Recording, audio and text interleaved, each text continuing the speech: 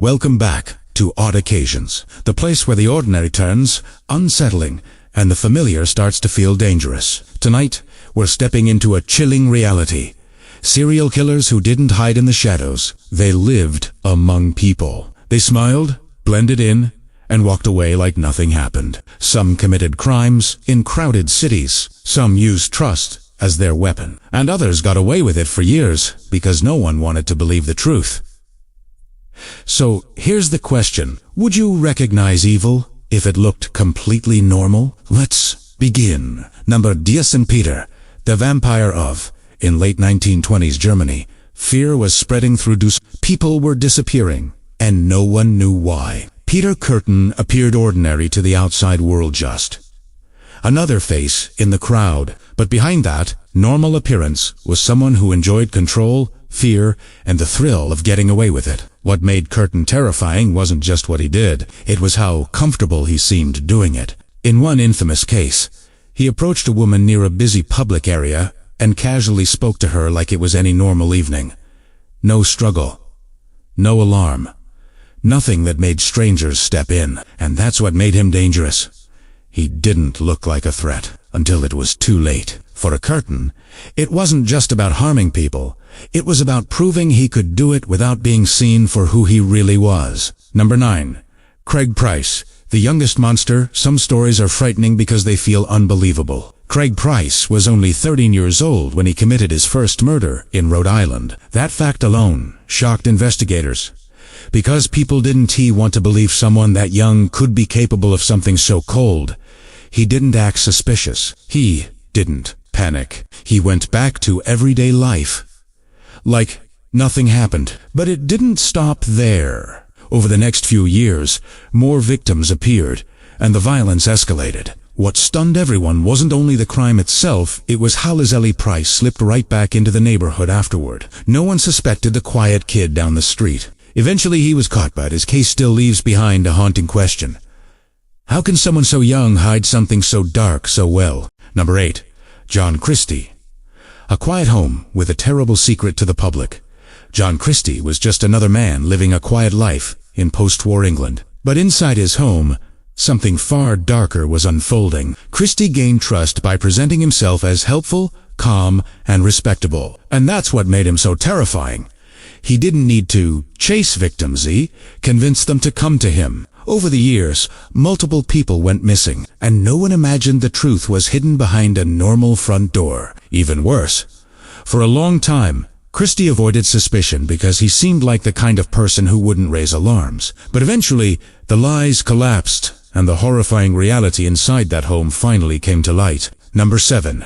Angelo Buono and Kenneth Bianchi. The Hillside Stranglers, Los Angeles, in the late 1970s, was vibrant, busy, and full of life. But somewhere inside that energy were two cousins who used the city like a hunting ground. Buono and Bianchi didn't operate in remote forests or distant areas. They targeted women in populated places, sometimes in situations that seemed completely ordinary. What makes their story especially disturbing is how bold they became. In one case, they took two victims in a situation where most people would assume someone would notice. Someone would intervene. Someone would stop it. But fear, confusion, and the speed of it all gave them what they wanted. Time. Their crimes triggered panic across the city until investigators finally narrowed in on the truth. And once the truth surfaced, people realized something chilling. The danger wasn't hiding far away. It was right there in the city. Number 6. Albert Fish. The predator who looked harmless. Some killers don't look frightening at all. Albert Fish appeared older.com, an unassuming someone people might ignore without a second thought. And that's exactly why he was so dangerous. Fish used trust and manipulation instead of force. In one of his most infamous crimes, he convinced a family that he was safe that they allowed a child to leave with him. That moment is what makes this case so painful to imagine. Not a break-in, not a struggle, just a predator using normal conversation like a weapon. Eventually, evidence and investigation led to Fish's arrest, but his story remains one of history's most disturbing examples of how someone can hide evil behind a harmless mask. Number 5. Edmund Kemper. The killer who blended in.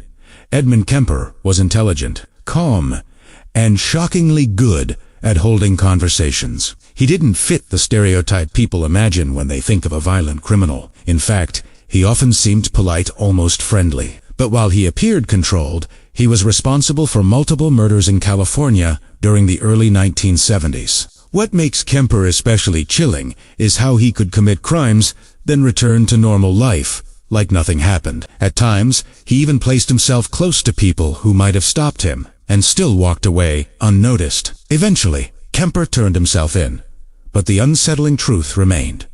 Sometimes the scariest danger is the one that seems calm, articulate, and completely normal. Number 4. Jeffrey Dahmer. The escape that should have ended. Jeffrey Dahmer's story is infamous, and not only because of what he did, but because of how many times he came dangerously close to being stopped sooner. In one shocking case, a victim escaped and found help.